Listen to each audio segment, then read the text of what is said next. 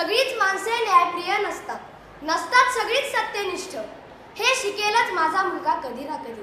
मात्र त्याला हे देखील शिकवा की जगात प्रत्येक बदमाशागणिक असतो एक साधुचरित पुरुषही. स्वार्थी राजकारणी असतात जगात, तसे असतात अवघं आयुष्य समर्पित करणारे नेतेही, असतात टपलेले वैरी, तसे जपणारे मित्रही. हार कशी स्वीकारावी हे त्याला शिकवा आणि शिकवा विजयाचा आनंद संयमानं घ्यायला. मला माहीत आहे सगळ्या गोष्टी झटपट नाही शिकवता येत, तरीही जमलं तर त्याच्या मनावर ठसवा. घाम गाळून कमावलेला एक छदाम आयत्या मिळालेल्या घबाडापेक्षा मौल्यवान आहे. फसून मिळवलेल्या यशापेक्षा सरळ आलेले अपयश श्रेष्ठ आहे. माफ करा गुरुजी, मी फार बोलतो आहे, खूप काही मागतो आहे, पण जमेल तेवढे अवश्य कराच. माझा मुलगा भलताच गोड छोकरा आहे हो. मित्रांनो, आपण सर्वांनी हे पत्र नक्कीच वाचले असेल. मानवी स्वातंत्र्याचे पुरस्कर्ते अब्राहम लिंकन यांनी आपल्या मुलाच्या मुख्याध्यापकांना लिहिलेले हे पत्र पुस्तकी ज्ञानाबरोबरच एक चांगला माणूस बनवण्याची धडपड तळमळ केवळ एक पिताच करू शकतो. माझ्या आई बाबांना, तुम्हा सर्वांना व कर्मवीर अण्णांच्या प्रतिमेला साष्टांग प्रणाम करून मी वरद दुर्योधन कारतोडे आपल्या समोर विषय मांडतो, माझे बाबा. मित्रांनो, बाबा हा साधा, सरळ व छोटासा शब्द, मात्र त्याला शब्दात मांडणे सगळ्यात कठीण. माझ्या बाबांचे नाव श्रीयुत दुर्योधन खारतोडे. दौंड तालुक्यातील मळद कवठडी ह्या छोट्याशा खेडेगावात एका शेतकरी कुटुंबात 4 भावांमध्ये ते 3 नंबरचे. भरपूर शेती, परंतु पाण्याची कमतरता. यामुळे गावोगावी फिरून माझे आजोबा मेंढी पालन हा व्यवसाय करीत. गावातील शाळेतच 4थी पर्यंतचे शिक्षण पूर्ण झाल्यावर बाबांची रवानगी थेट सोनवडीच्या आश्रमशाळेत.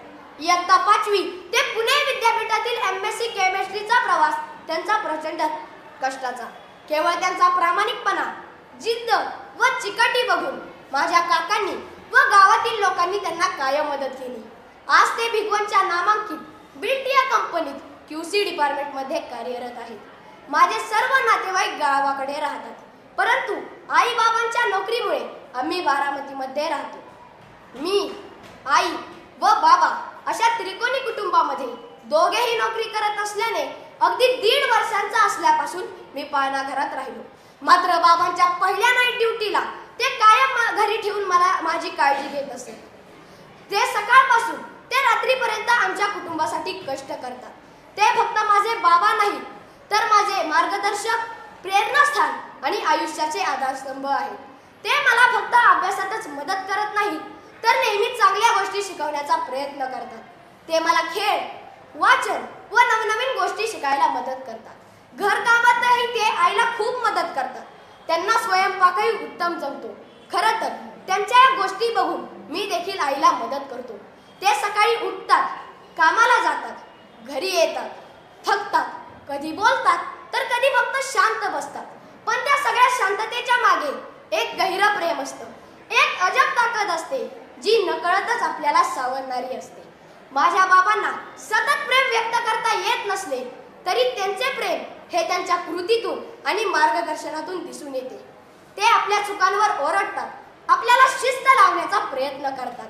बाबा हा जगातील एकमेव व्यक्ती आहे ज्याला आपल्या मुलाला स्वतःपेक्षा मोठा आणि यशस्वी झालेले पाहायचे असते. एक माणूस म्हणून माझ्या आयुष्यात ज्या चुका झाल्या त्या तुला टाळता आल्या तर तुझे कष्ट, जीवाचे चटके आणि मनाचा त्रास बराच कमी होईल. मी तुला जन्मभर पोचणार नाही. तू स्वतःच्या पायावर उभा राहू शकशील तोपर्यंत तुला सपोर्ट करणं ही माझी जबाबदारी आहे.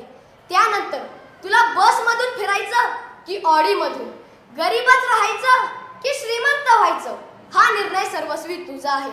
बाळा, एका रात्रीत श्रीमंत होता येत नाही.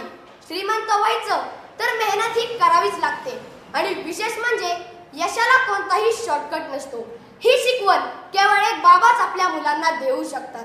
जग म्हणेल तो गरीब आहे पण माझ्यासाठी तो राजा आहे. जग म्हणेल तो गरीब आहे पण माझ्यासाठी तो राजा आहे. उभं आयुष्य कष्ट करून मला मोठा बनवणारा बाबा माझा आहे. उभं आयुष्य कष्ट करून मला मोठा बनवणारा बाबा माझा आहे. हे ईश्वरा, तू असशील महान जगती, माझ्यासाठी तो तुझ्यापेक्षाही अधिक महान आहे. हे ईश्वरा, तू असशील महान जगती, माझ्यासाठी तो तुझ्यापेक्षाही अधिक महान आहे. स्वतःला उगाळून मला सुगंधी चंदनाची सहान आहे. स्वतःला उगाळून मला सुगंधी करणारा बाबा माझा चंदनाची सहान आहे. माझ्या बाबांनी आयुष्यभर आमच्यासाठी अनेक त्याग केले आहेत. त्यांचा प्रामाणिकपणा, कष्टाळू वृत्ती आणि कुटुंबासाठीची तळमळ पाहून मला नेहमी प्रेरणा मिळते. मीही मोठा होऊन त्यांच्यासारखा जबाबदार आणि मेहनती बनायचं ठरवलं आहे. त्यांच्या मायेचं, पाठिंब्याचं आणि प्रेमाचं ऋण मी कधीच फेडू शकणार नाही. पण म्हातारपणी त्यांची काठी बनून सेवा करण्याचा नक्की प्रयत्न करेन व एक चांगला मुलगा बनेन. धन्यवाद.